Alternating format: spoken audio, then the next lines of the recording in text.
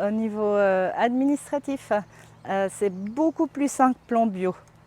Moi, j'étais complètement désespérée en conventionnel parce que maintenant, c'est encore de pire en pire. À chaque fois qu'on utilise un produit phytosanitaire, il faut tout noter, il faut demander des dérogations et tout ça. Alors, moi, je m'appelle Sarah Chalonde. J'ai 40 ans, je suis née ici. J'ai repris en propriété en 2016 cette ferme et puis reconversion en agriculture biologique en 2019. Donc on est sur une ferme d'une soixantaine d'hectares, principalement grande culture. Il y a à peu près 40% en céréales, blé, pois, orge. On cultive du maïs grain, on fait du soja, de la betterave sucrière, un petit peu de pommes de terre et puis de la luzerne, principalement pour ce qui est herbage, prairie temporaire.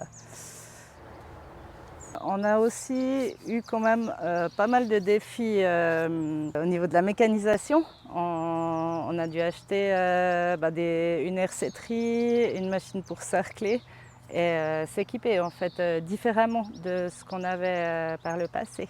Maintenant, c'est nettement plus facile de travailler en agriculture biologique. Tout le monde est en train de chercher des solutions de désherbage mécanique. Dans les grandes cultures, avec les outils de sarclage qu'on a actuellement, avec les caméras, les GPS, on arrive assez bien à gérer. Moi, j'ai toujours voulu faire la reconversion en bio ici. Alors, c'est pour des raisons climatiques, écologiques, de santé humaine aussi pour les consommateurs et puis pour nous qui travaillions avant avec des produits phytosanitaires qui étaient quand même assez agressifs pour la santé. C'est beaucoup plus agréable, c'est beaucoup moins stressant de travailler sans produits chimiques. Ça demande aussi, je pense, d'être plus pointilleux et d'être encore plus à la ferme. Il y a beaucoup plus de surveillance. Les désherbages, il faut les faire au bon moment. Mais au niveau de la valorisation de notre métier et de nos savoir-faire, je crois que tous les paysans bio le disent. Ils disent mais on retrouve un petit peu notre métier parce que c'est ce qu'on sait faire en fait. Et puis il faut réfléchir, faut observer, il faut réfléchir, il faut aller dans les cultures, il faut travailler. Puis c'est intéressant en fait, c'est dynamique.